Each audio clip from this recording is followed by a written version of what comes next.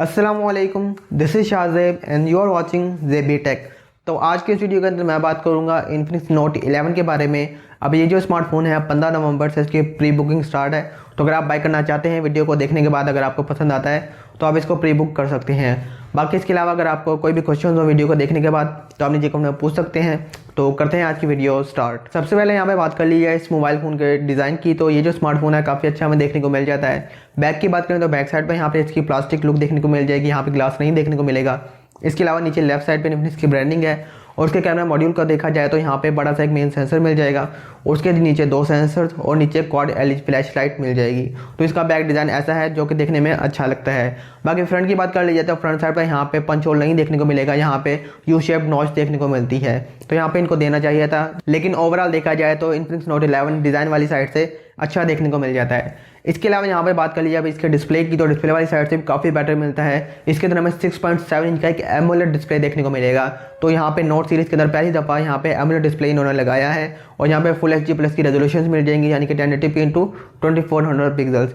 इसके साथ साथ यहाँ पे ब्राइटनेस की बात कर लिया तो 650 निट्स तक की पीक ब्राइटनेस इसके अंदर देखने को मिलेगी। तो ये थोड़ी कम है as compared to previous smartphone जो कि होते हैं एमोलेड डिस्प्ले के साथ। तो यहाँ पे डे लाइट के अंदर आपको थोड़ी प्रॉब्लम इसके अंदर देखने को मिल सकती है। इसके साथ साथ यहाँ पे बात कर लिया इसके अलावा ग्लास प्रोटेक्शन की, तो इसके अंदर देखने को मिलती है, लेकिन यहाँ पे स्पेसिफाई नहीं किया गया कि कौन सी टाइप का मिलता है। बाकी 91% का स्क्रीन टू बॉडी रेशो है, तो यहाँ पे वो भी देखने को मिल जाएगा। तो काफ़ी हद तक बेजल इसके कम है, लेकिन आपको इन्फिनिक्स का स्मार्टफोन है थोड़े बहुत देखने को मिलेंगे। और इसके अलावा रिफ्रेश रेट की बात करें तो यहाँ पे किसी किस्म का जो रिफ्रेश रेट है वो ज़्यादा नहीं देखने को मिलता, एडवर्टीजमेंट के अंदर यहाँ पे नहीं बताया गया। बाकी मे भी जब लॉन्च हो तो इसके अंदर देखने को मिल सकता है, लेकिन फिलहाल यहाँ पे 60 हर्ट्ज़ की जो एडवर्टीजमेंट है उसके हिसाब से हमें देखने को मिलता है। तो डिस्प्ले वाली साइड ओवरऑल फिर भी देखा जाए एमोलेड डिस्प्ले के साथ अच्छी देखने को मिल जाती है। इसके अलावा यहाँ पे बात कर लीजिए इस स्मार्टफोन के जो प्रोसेसर है उसकी, तो इसके अंदर प्रोसेसर भी अच्छा देखने को मिलता है, MediaTek Helio G88। अब ये जो प्रोसेसर है 12 नैनोमीटर का आर्किटेक्चर बेस्ड है, एक ऑक्टा कोर प्रोसेसर है। इसके साथ हमें जो GPU है मान लीजिए 52 का देखने को मिल जाता है। तो गेमिंग वाली साइड की बात करें तो अच्छी खासी गेमिंग इसके अंदर आप देखने को मिल जाएगी, आप यानी कि प्ले कर सकते हैं। PUBG जो है वो अल्ट्रा के साथ हमें देखने को मिल जाएगी, स्मूथ अल्ट्रा।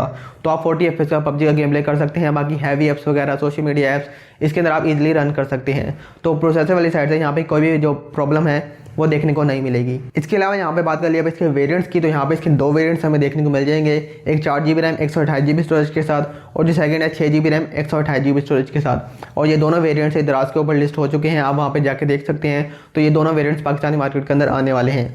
बाकी इसके अलावा यहाँ पे स्टोरेज टाइप है वो यहाँ पे मेंशन नहीं किया गया, मे बी eMMC की हो तभी मेंशन नहीं किया गया।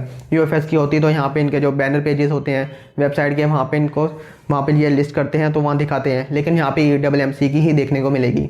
तो स्पीड वाइज थोड़ा स्लो देखने को मिल सकता है, ऐप ओपनिंग क्लोजिंग स्पीड, लेकिन ओवरऑल यहाँ पे रैम भी ठीक है, स्टोरेज भी यहाँ पे आपको ज़्यादा देखने को मिल रही है। नेक्स्ट यहाँ पे बात कर लिया इसकी बैटरी की, तो बैटरी वाली साइड भी इसकी अच्छी देखने को मिल जाती है। यहाँ पे 5000 mAh की बैटरी मिलेगी, जो कि आजकल सभी स्मार्टफोनों में इतनी तक मिल जाती है।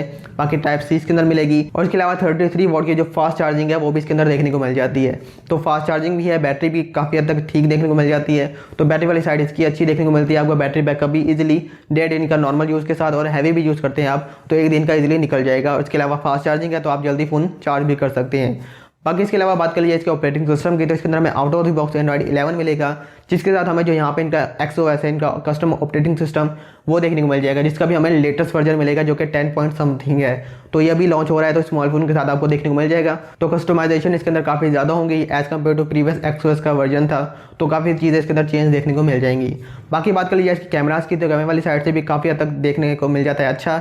बैक की बात करें तो ट्रिपल कैमरा सेटअप है, जिसके अंदर हमें जो मेन सेंसर है 50 मेगापिक्सल का देखने को मिल जाएगा 1.6 के अपर्चर के साथ। तो अपर्चर यहाँ पे काफ़ी ज़्यादा कम है, तो जो नाइट फोटोग्राफी है इसके अंदर काफ़ी अच्छी होने वाली है। अब नंबरिंग वाइज देखा जाए तो देखने में अच्छा है। बाकी जब ये आएगा तो इसकी टेस्टिंग वगैरह करेंगे तो चेक करेंगे कि कैसा रिजल्ट देखने को मिलता है। बाकी जो 2 सेंसर्स हैं उसके अंदर एक डेप्थ सेंसर और एक AI लेंस है, तो उनको साइड पर रख देते हैं। यहाँ पे जो मेन सेंसर है वो 50 मेगापिक्सल का ही है।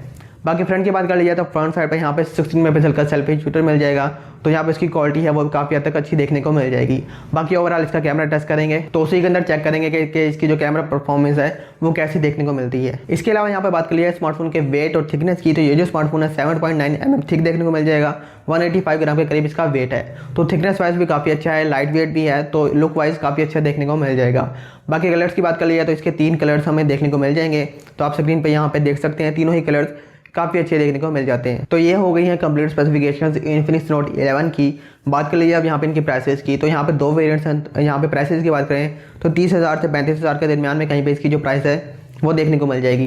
तो अगर अंडर 30,000 आता है तो काफ़ी ज़्यादा वैल्यू फॉर मनी ये स्मार्टफोन बन जाएगा, तो आप इसको डेफिनेटली बाई कर सकते हैं। बाकी आपके कोई भी क्वेश्चंस हैं तो आप नीचे कमेंट में ज़रूर पूछिएगा।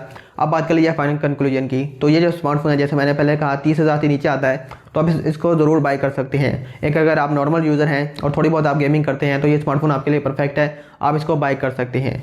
अब वीडियो अगर आपको पसंद आई है तो वीडियो को लाइक ज़रूर कर दीजिएगा।